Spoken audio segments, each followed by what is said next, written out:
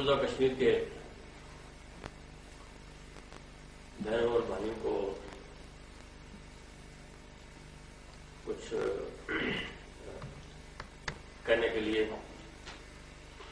اگرچہ بہت کچھ ہے، لیکن اس کے باوجود ایسا لگتا ہے کہ کچھ کہنے کی ضرورت بھی نہیں ہے، اس لیے کہ جو کچھ وہ کر رہے ہیں وہ اتنا ہے کہ سارا عالم اس کا معترف ہے، اور ساری دنیا جس بات کی معترف ہو وہاں پھر مزید کچھ بات کہنے کی ضرورت نہیں رہتی۔ تاہم کیونکہ ہمارا براہ راست ایک دوسرے سے تعلق گفتگو کا نہیں ہو سکتا، تو اس ذریعے سے استفادہ کرتے ہوئے پہلی بات تو یہ کہنا ہے کہ جس بہادری اور ضرورت مندی کے ساتھ اور جس جذبے اور ایثار اور قربانی کے ساتھ وہ اس وقت آزادی کی جدوجہد میں مصروف ہے، وہ قابل ستائش ہے، قابل مبارکباد ہے، اور جیسا میں نے کہا کہ ساری دنیا آج اس کی معترف ہے۔ انہوں نے یہ بات بھی ثابت کر دی ہے کہ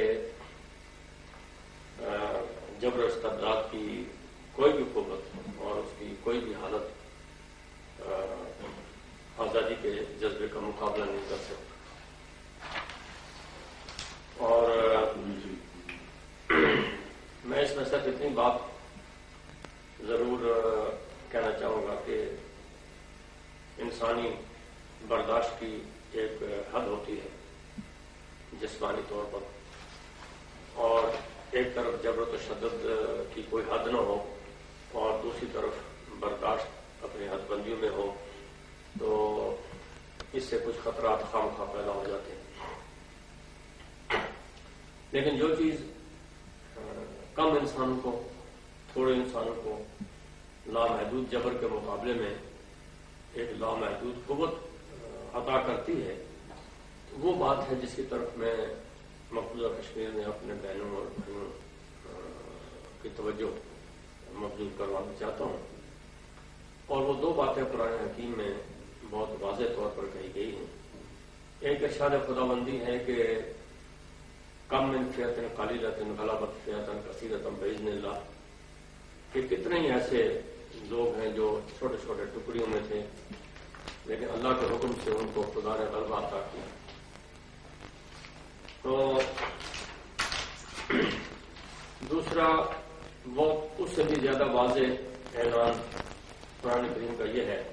کہ وَأَنْتُمُ الْأَعْلَوْنَ إِن كُنتُم مُؤْمِنِينَ، کہ غالب تم ہی رہو گے اگر تم ایمان میں پختہ اور کامل ہو۔ تو یہ باتیں دو ایسی باتیں ہیں کہ جو ساری تاریخ انسانی کا خلاصہ ہے اور تمام کامیابیوں کا خلاصہ ہے۔ اس لیے جہاں ایک طرف بھارت کی اندھی اور لامحدود قوت ہے، وہاں ایمان اور یقین کی قوت کی بھی کوئی حد نہیں ہے۔ اس لیے میں امید کرتا ہوں اور میں توقع رکھتا ہوں کہ مقبوضہ کشمیر میں جو ہمارے قید و بند میں ہمارے بھائی ہیں، جو سارا کشمیر قید کیا ہوا ہے وہاں کی فوجوں نے، وہ حوصلے کا، عزم کا، یقین کا اور خدا کی نصرت پر یقین کا مظاہرہ کریں گے۔ ہم چاہے ان کی کتنی بھی اخلاقی اور سیاسی امداد کیوں نہ کر رہے ہوں، لیکن مجھے اس بات کا اعتراف ہے کہ ہم ان کی ابھی تک وہ امداد نہیں کر پائے جس کے وہ مستحق ہیں اور جس کا وہ ہم سے تقاضا کرتے ہیں۔ لیکن مجھے وہ وقت دور بھی نہیں دکھائی دیتا کہ جس وقت اللہ کے فضل و کرم سے یہ تحریک اپنے منطقی انجام کو پہنچے گی، اور اس میں جس نے جو کردار ادا کرنا ہے، اہل آزاد کشمیر نے جو کردار ادا کرنا ہے، اہل پاکستان نے جو کردار ادا کرنا ہے، عالمی برادری نے جو کردار ادا کرنا ہے، اور عالم اسلام نے جو کردار ادا کرنا ہے، مجھے یقین ہے کہ کشمیر میں دی جانے والی قربانیاں ان سب کا ذریعہ بنے گی اور وہ لوگ اپنا کردار ادا کر سکیں گے۔ ایک دوسری بات جس کی طرف اور میں یہ جو بات کہہ رہا ہوں، یہ میں پورے یقین اور ایمان کی بنیاد پر کہہ رہا ہوں، میرا دل گواہی دیتا ہے کہ ایسے ہی ہوگا خدا نے چاہا۔ اور جو عالمی حالات میں دیکھ رہا ہوں جن کے ساتھ مجھے سال ہر سال سے واسطہ ہے، ان کا بھی اشارہ مجھے اسی طرف ملتا ہے۔ ایک دوسری بات جو میں اس ضمن میں کہنا چاہتا ہوں وہ یہ ہے کہ تاریخ انسانی اس بات کی گواہ ہے کہ اسلام کی مخالف قوتوں نے جب دیکھا کہ اسلامی قوتوں کو فتح ہو رہی ہے تو پھر انہوں نے آمنے سامنے حملہ کرنے کا راستہ ترک کر دیا اور چور دروازے تلاش کیے تاکہ ان کے ذریعے ہماری اپنی صفوں میں گھس کر وہ ہمیں فتح مندی سے محروم کرے۔ یعنی جو بات وہ میدان جنگ میں نہیں کر سکتے تھے وہ میدان سیاست میں ہمارے ساتھ انہوں نے کرنے کی کوشش کی، اور کئی دفعہ ایسا ہوا ہے کہ ان کی سازشیں کامیاب ہوئی ہیں۔ ابھی حال ہی میں افغانستان میں جو کچھ ہوا وہ ہمارے سامنے ہے، اور کشمیر میں بھی جو کچھ ابھی ہونے والا ہے، جو ہو رہا ہے، وہ بھی اسی بات کو رمازی کرتا ہے۔ میں جہاد آزادی میں مصروف اپنے بھائیوں کو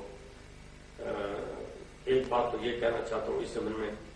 کہ وہ اسلام کے ساتھ اپنی وابستگی کو مضبوط رکھیں، کیونکہ اسلام ہی لازوال عقیدہ ہے اور ایمان ہے، اور ایک لازوال ذریعہ ہے جس پر قربانی دینے والے بھی لازوال ہو جائیں گے اور زندہ رہنے والے بھی لازوال ہو جائیں گے۔ اس کا دامن نہ چھوڑیں، اور لادینیت کی جو تحریکیں کشمیر میں بھی سر اٹھا رہی ہیں، پاکستان میں بھی سر اٹھا رہی ہیں، سارے عالم میں سر اٹھا رہی ہیں، کہیں ایسا نہ ہو کہ بندوق ان کے ہاتھ میں آ جائے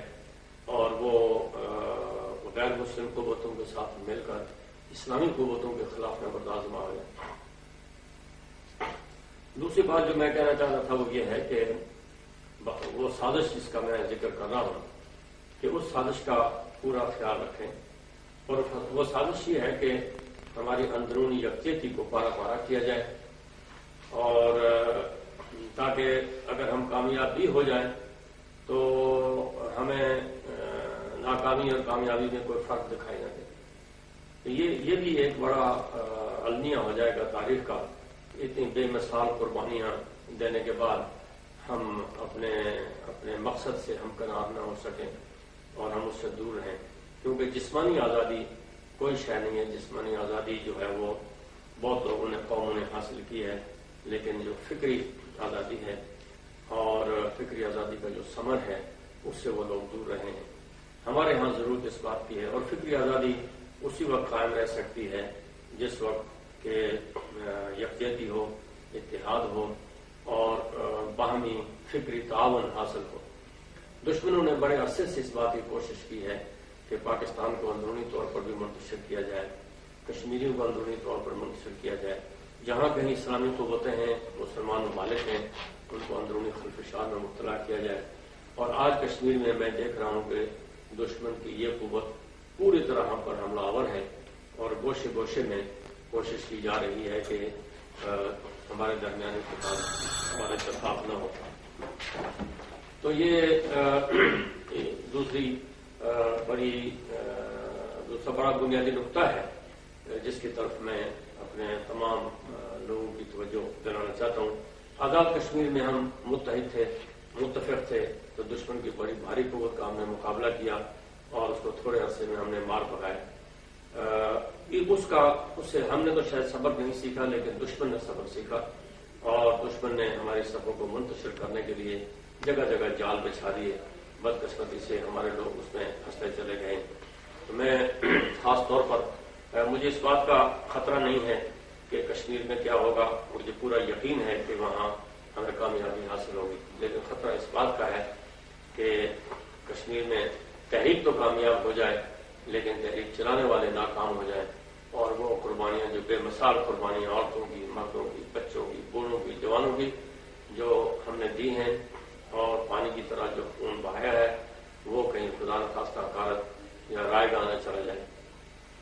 اور تیسری بات میں اس زمین میں صرف اتنی کہنا چاہتا ہوں کہ تیسری بات یہ ہے کہ اس ساری تحریک میں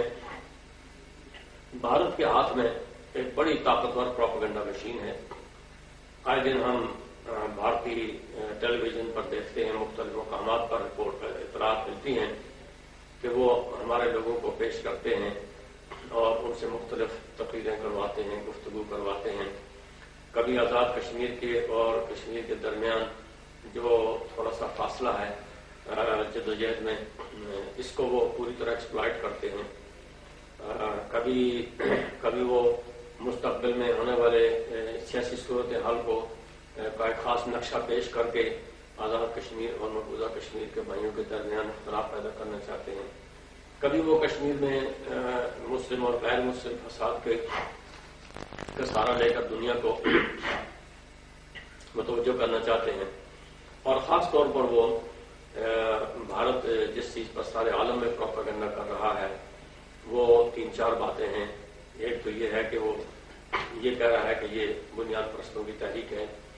دوسرا وہ یہ کہہ رہا ہے کہ یہ علیحدگی کی تحریک ہے. تیسرا وہ یہ کہہ رہا ہے کہ یہ دہشت گردی کی تحریک ہے. چوتھا وہ یہ کہہ رہا ہے کہ یہ پاکستان کی طرف سے اس کو شے مل رہی ہے، مدد مل رہی ہے. اور پانچواں اس بات پر وہ بہت زور دے رہا ہے کہ یہ حق خود ارادیت کی تحریک ہے. اگرچہ یہ ساری باتیں اپنی جگہ اس کا کچھ نہ کچھ حصہ